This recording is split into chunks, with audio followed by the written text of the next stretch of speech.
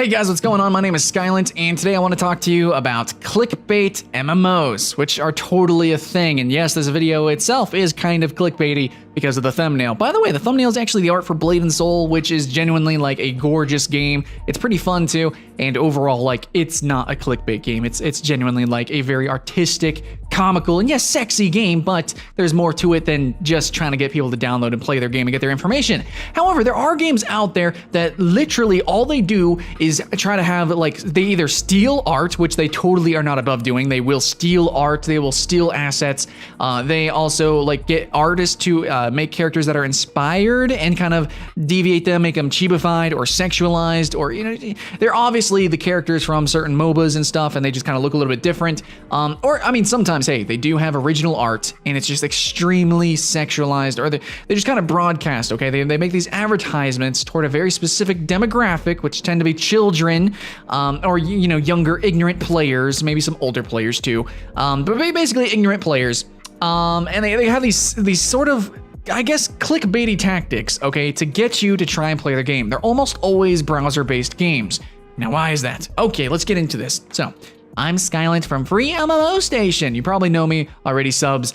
You know that I've worked for a bunch of different channels. I played a lot of different free-to-play MMOs, and a lot of them, I'm not going to say majority, but there is a good bit of them that are completely, in my opinion, cancer, worthless garbage. And all they're good at doing is advertising, because all they are, in my opinion, and I really want to say it's objective, but I think some people do like these kind of games. Again, I'm going to call you ignorant, and I'm going to call you out, but, you know, whatever.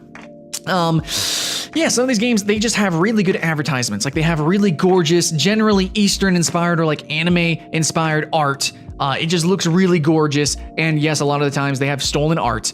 And sometimes their commercials, their cinematics and stuff are nothing like the game. So sometimes they will have a trailer or something completely, you know, like it'll look good, but it's nothing like the game. Okay, so you click on the game and you start to play the game. Like if it's a browser game, you don't really have to download, but you generally have to make an account first or sign in with Facebook or something like that. And then you start to play the game, but then you realize the game kind of starts playing itself. Yeah, that's a damn tragedy. Yeah, so then you slowly learn, or maybe very quickly learn, that there is literally nothing to the game.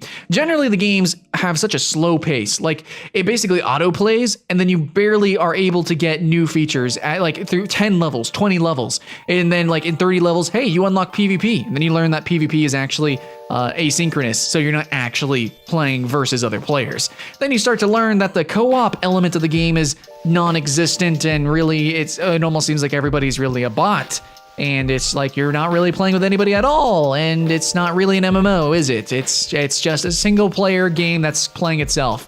Yeah, and then if you do read the story, you slowly realize that the story is just copy-paste garbage, and it's literally nothing new or exciting. Half these games' mechanics aren't even anything new. I mean, the mechanics that they do tout as original.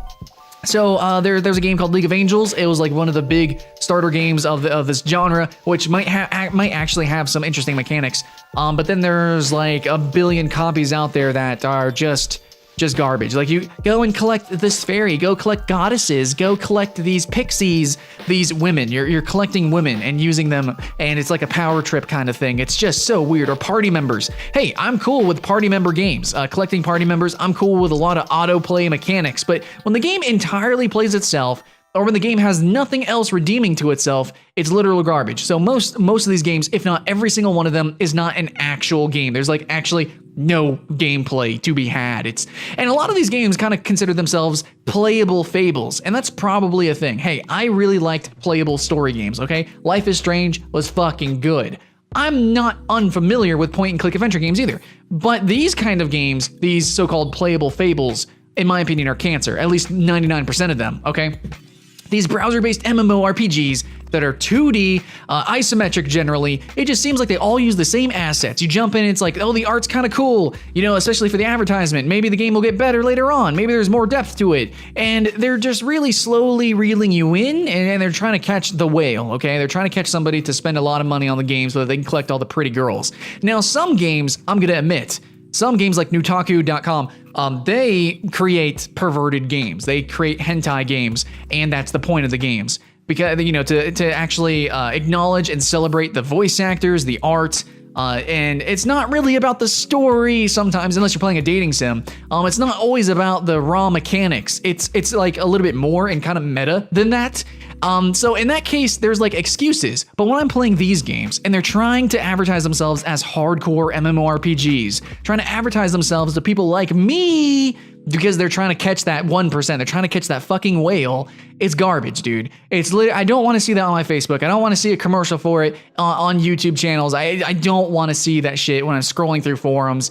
I don't care. I don't care about your cancer garbage. Anyways, so yeah, those games exist. If you didn't know they exist, they exist. So if you see a game being advertised on Facebook and it looks too good to be true as a browser game, it probably is way too good to be true. And by probably, I mean almost certainly, okay? There are clickbait games out there. Now, why do they do clickbait? I mean, if there's no game, if there's really no content, and most people quit because, yeah, most people definitely quit in like the first few seconds, then what is the point of making these games and going through the effort? Well, one, they don't actually put too much effort into the games themselves. Significantly more money goes into the advertisements, okay?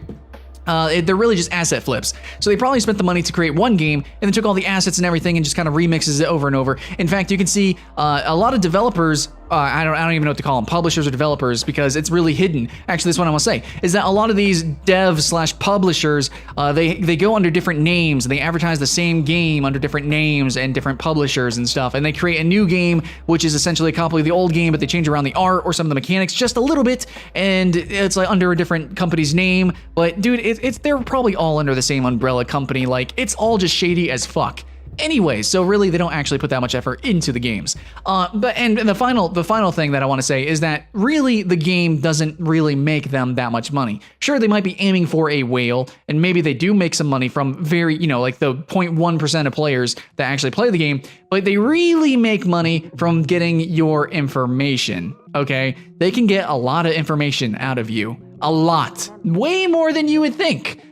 So I'm not going to go into huge detail, but let's just say at base value, let's say the only information they can get is like your Facebook public information. That's still a lot of information that they can use for advertisements and to advertise specifically to you and annoy the fuck out of you, okay? So that's really where these games come from. As soon as you click that ad, boom, you got baited. And they succeeded. That's why they make clickbait video games. They make an entire video game for clickbait. It's not an article, it's not a title, it's not a thumbnail. They make an literal entire video game, a universe of video games, so that they can get people to click on their game.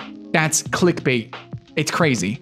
It's intense. Me? I just put boobies on thumbnails, okay? Anyways, I just wanted to warn you guys. There's games out there like that. So if you play any of these games, I'm pretty sure, like, you're just wasting your time. You're just wasting your time, and you should probably try some other games. Now, there might be, 1% of the games out there that are in that genre that are actually good. I think League of Angels has League of Angels 2 now. I don't know if it's actually good or bad, but it's pretty popular. I think people play games like Heroes Charge and stuff on mobile devices. I know there might be some games out there.